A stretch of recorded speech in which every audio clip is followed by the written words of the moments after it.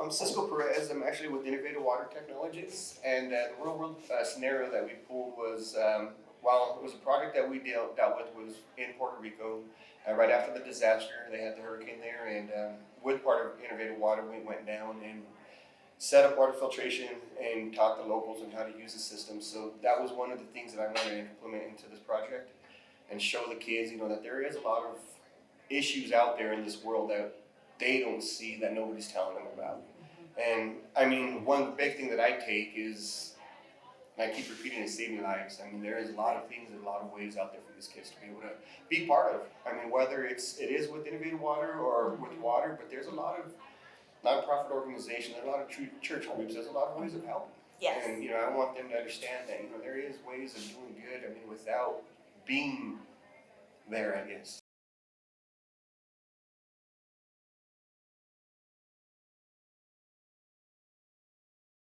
Sixth grade. Sixth grade. Well, I have 4 kids of my own. From Okay. 21 down to, he just turned 11. So I'm Okay. always around. I love kids, to be honest. I have a passion for kids, and I just want to be able to teach as much as I can. And I was always told that I'm going to be one that helps others out, so I just want to be able to spread that and share that.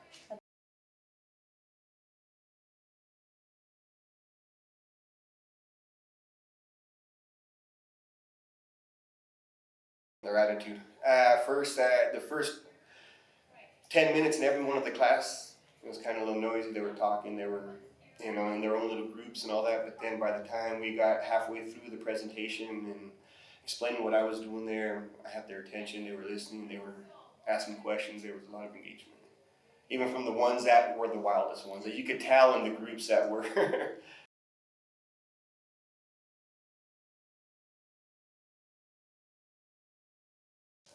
Spreading the word. Spreading the word and the knowledge of knowing that, once again, I mean, there is ways of helping. And I mean, I believe that these kids need to understand that life is not as easy as what they see it down here. I mean, there's a lot of kids out there that are struggling every single day, and it's from water to food to house. I mean, and in any which way that we can share it, let's bring that knowledge to them and give them that understanding that, hey, there is hope for some of these kids. And I mean, hopefully I could touch one of them in a way that if only one of them changed and says, I want to become something that's going to change a million lives, hey, that's great.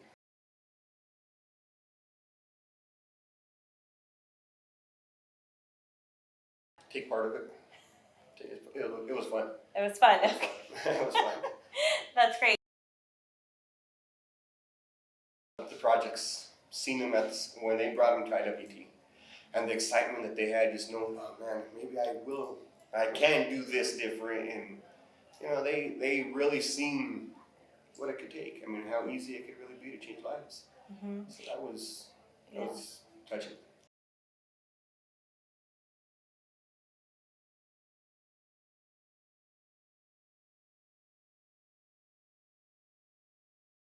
I tried to explain to them, I was in a place in Haiti, and there was a school there, and during their recess, they all gathered together and not sure what was going on and where they were going. They thought it was time to go play, but instead they went, and there was a pond in this middle of this empty floor, I mean, in their school grounds, and they all gathered together in a line and walked all the way around the pond, got on their hands and knees and started drinking water. And that was what I wanted them to understand, I mean, something as simple as this little filter here could change all of that. And how are they going to be able, so, I mean, going back, it was just, I wanted them to understand that they needed there's options, and then the project, I wanted them to feel that project was touching to them too as well. And it wasn't just something that they were going to do and just put.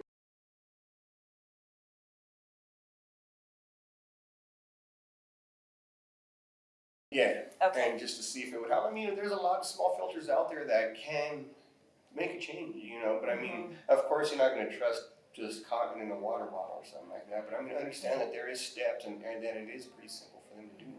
And that challenge is out. I mean, I challenge every one of them just to see who can get that clearest water.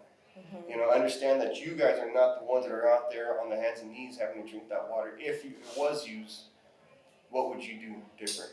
Would you get on your hands and knees and drink it that way, or would you try to do something to clean it a little bit? I mean, of course, filtration is a lot more than just small steps like that, but I mean, they understood the process of it. And to understand that there is a process to filtration and how you want to remove certain things. And so I just wanted to give them a good challenge to say, hey, okay, would you guys be able to survive?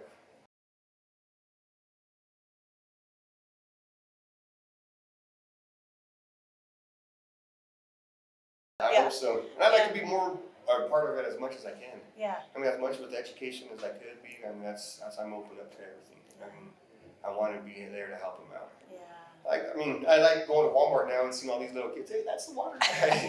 That's the water guy. Then the parents come up to me. Hey, I heard all about you guys. I mean, can we come to see what you guys do? And well, yeah. I mean, there's no way for me to tell the stories. Yeah. You know, That's great. I mean, we got thousands upon thousands of pictures, but that still doesn't tell the full story. You know, and there's stories that we cannot share, of course, because I mean, especially to kids, you know, because you're going into places that's a disaster. Yeah. But then there's a lot of stories of being able to. You know, I mean, I remember going into Puerto Rico, and I'm sorry, I don't want to take up all your time, but I remember going into Puerto Rico, and what made me think of this project for these kids was at a school, and I knew the school was destroyed.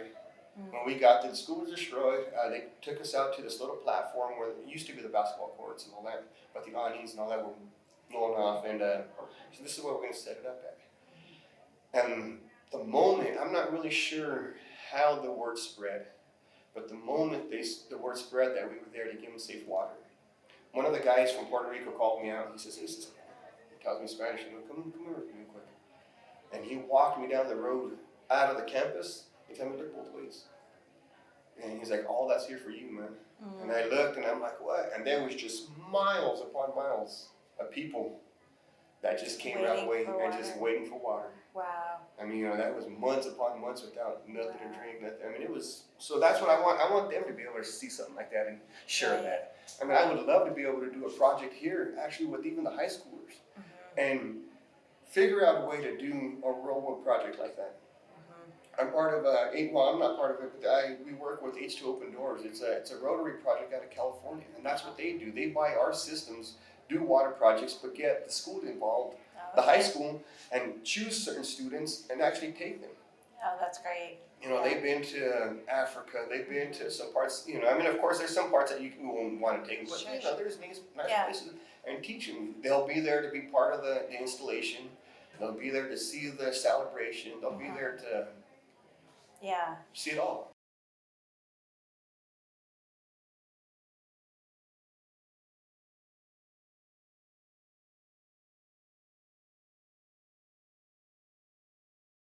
But I mean, we have the SunSpring, which is for disaster and third world scenarios. Then we have a SunSpring Mini, which is for military. It was designed for the military. And then we have the Wall Spring, which is designed for small residential, not residential, but more small communities. So we have different systems. But our SunSpring hybrid, that's the whole purpose of that one. And that's the one that we have right now in 2019.